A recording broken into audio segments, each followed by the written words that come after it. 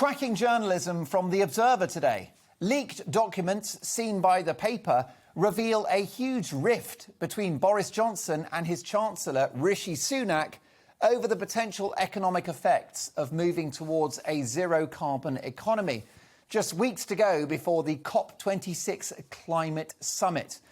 As the Prime Minister prepares to position the UK at the head of global efforts to combat climate change and curb greenhouse gas emissions as host of the Glasgow meeting, the documents show the Treasury is warning of serious economic damage to the UK economy and future tax rises if the UK overspends on or misdirects green investment.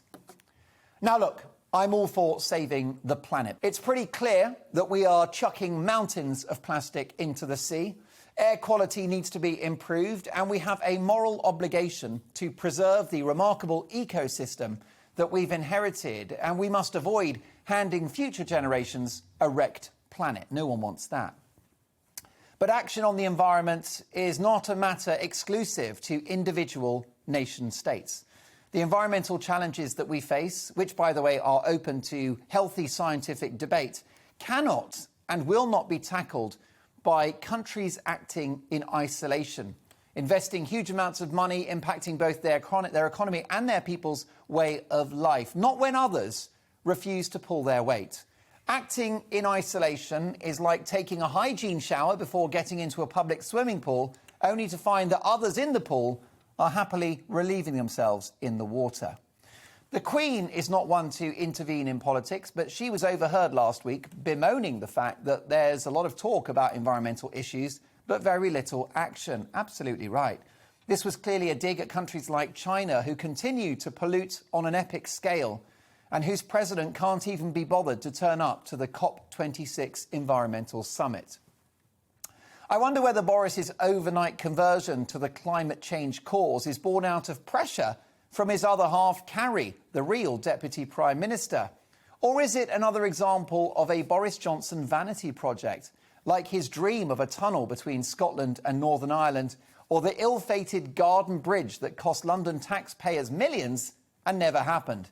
Boris loves an expensive grand projet, but they often end up in the merde.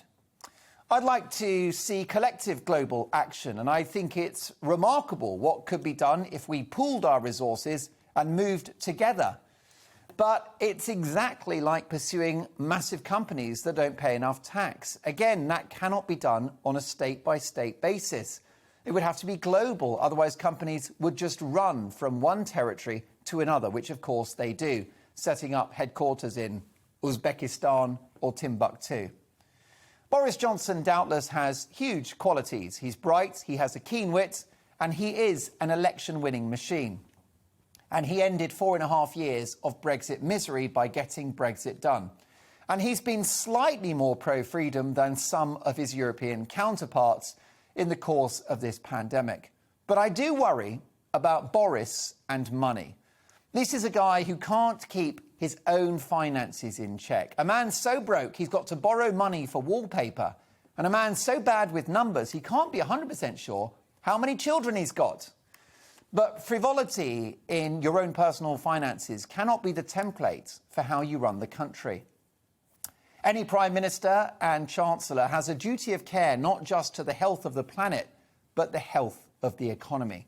And if you crash the economy, you crash the environment, because there's no funding for green investment, no money for solar panels, wind farms, regenerative wave technology, electric charging points for cars, green boiler subsidies, research and development, and the rest.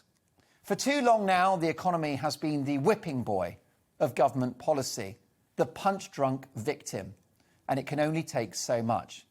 We shut down the economy for 1.5 years, exploded our national debt, created a budget deficit that will be with us for years, all, in my view, part of a failed attempt to stop a virus.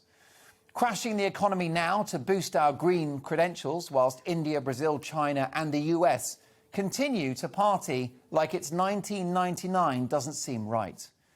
The economy should have been a priority during the pandemic, because a damaged economy is damaged lives and lost lives. The University of Bristol predict that 500,000 people will die prematurely as a result of creating the biggest recession in 300 years.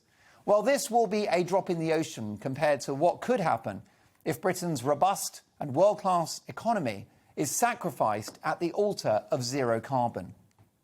As individuals, we must do more. We need to stop wasting so much energy, have a cleaner car, a greener office, cycle and walk as much as possible. And yes, maybe even insulate your home.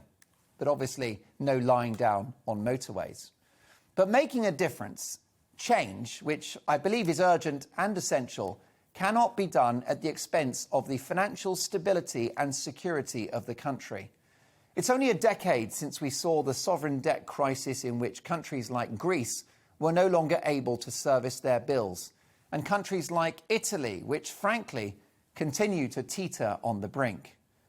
In all matters of state, when you want to improve the living standards of citizens, secure your territory and have better defences from attack, when you want to help the environment, invest in public services, educate children, police the streets, house and feed the population, it all boils down to the same thing.